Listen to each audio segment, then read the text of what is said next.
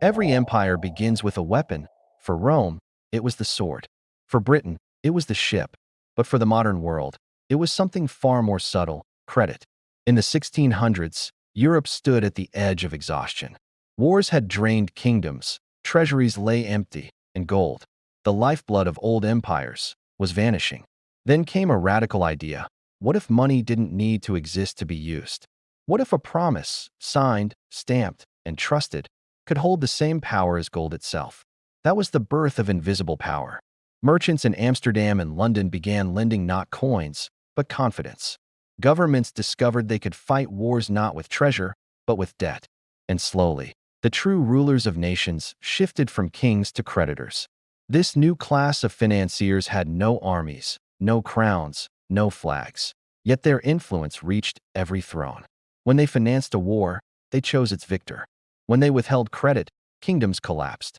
Money had transformed from a physical asset into an idea, something that could be multiplied infinitely, controlled quietly, and trusted universally. And with it, a new kind of empire emerged, an empire without borders, ruled by belief.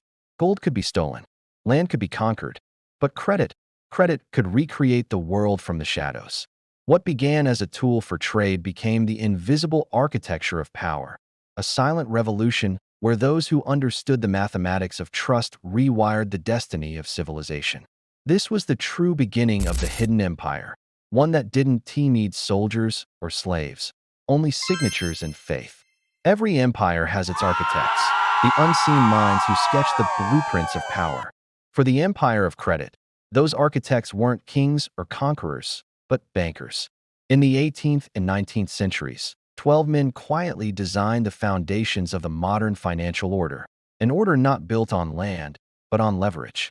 Each of them discovered a truth more powerful than any weapon: that debt, once centralized, could control entire nations. The Rothschilds mastered the art of financing both sides of war, selling victory to the highest bidder while ensuring profit from the aftermath. J.P.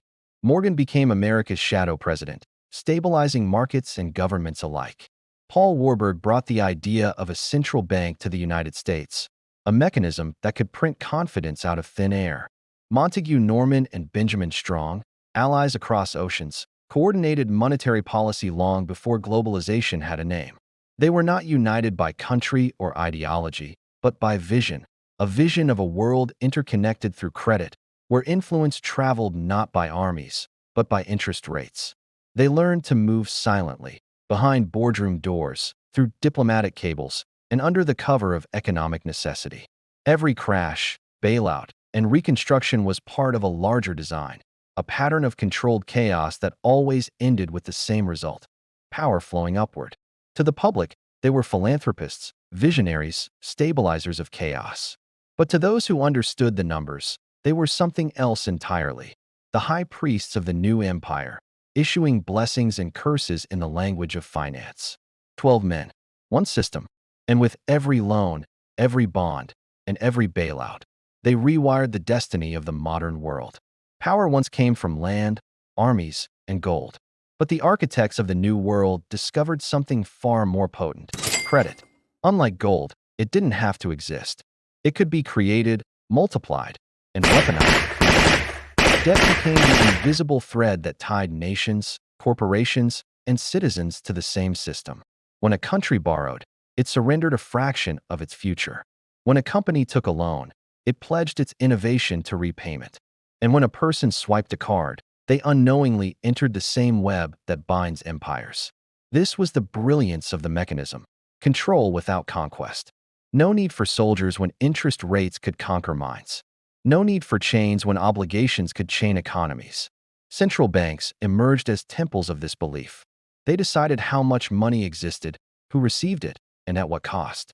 A simple adjustment, 0.5% up or down, could ignite prosperity or plunge millions into unemployment. Nations rose or fell not through war, but through policy meetings held behind closed doors. Debt wasn't just an economic tool. It became a psychological architecture. People began to measure their worth in numbers, their dreams in credit scores, their futures in monthly installments. And through that quiet conditioning, the empire didn't need to force obedience. It inspired it. Every signature on a loan, every government bailout, every corporate bond was another brick in the invisible fortress of control. We stopped questioning who owned the world because, in truth, the world itself became collateral. The empire didn't need to own everything. It only needed everyone to owe something. Every empire in history has mastered one thing: the art of collapse. Not the prevention of it, but the management of it. The ancient Romans had wars. The modern empire has market crashes. The architects of credit learned early that chaos wasn't an enemy. It was a reset button. When the system grows too heavy, when debts pile beyond repair, a controlled collapse sweeps through. Economies shatter, banks fail, and currencies lose their faith, but always in a way that benefits those who stand above the wreckage. It's a pattern older than we realize. The 1907 panic, the Great Depression, the 2008 financial crisis. Each event painted as accidental, yet every one transferring power upward, consolidating control in fewer hands. While ordinary people lost homes and savings, a small circle quietly bought what remained for fractions of its value. This is the hidden cycle of renewal. Chaos cleanses the system of weak players while strengthening the invisible elite who designed it. Each crash isn't the end. It's a ritual, a symbolic burning of the old to make room for a new version of the same machine. And just like Rome rebuilt its walls after each invasion, the financial empire rebuilds stronger after every fall, more centralized, more digital, more automated. In this empire, collapse is not failure. It's maintenance. Every recession, every accidental market meltdown, every bailout is a reminder. Instability is profitable, but only for those who control the rules. Because when the dust settles, debt remains. And those who own debt own destiny. The next empire won't be built with armies or flags. It will be written in code. AI and digital currency are quietly weaving the blueprint of a new world order, one where money is no longer paper or even data, it's behavior. Think of it. Every purchase, every click, every swipe recorded in a living, breathing ledger, a digital soul that defines your worth, loyalty, and trust. Central bank digital currencies, or CBDCs, promise convenience, but beneath that promise lies control. They're programmable, meaning the same power that creates your money can decide how, where, and when you spend it. The new gods of finance aren't men in suits, they're algorithms. AI systems now monitor global markets faster than any human could blink, detecting patterns, predicting collapses, and even creating them when necessary. Credit itself is becoming a tool of prediction, a mechanism that decides your access to life's essentials before you even act. This is digital feudalism, a world divided not by land, but by data.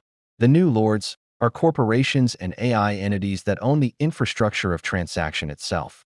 Every human becomes a tenant in their virtual estate, renting access to everything, owning nothing. The dream of freedom through technology is mutating into a matrix of dependency. Debt is no longer personal, it's planetary. And in this new empire of code, control doesn't look like chains or prisons. It looks like perfect convenience. Because when everything is seamless, nothing feels like slavery. And that's the brilliance of it, the final evolution of the debt god, not as a religion of faith, but as a system of flawless design.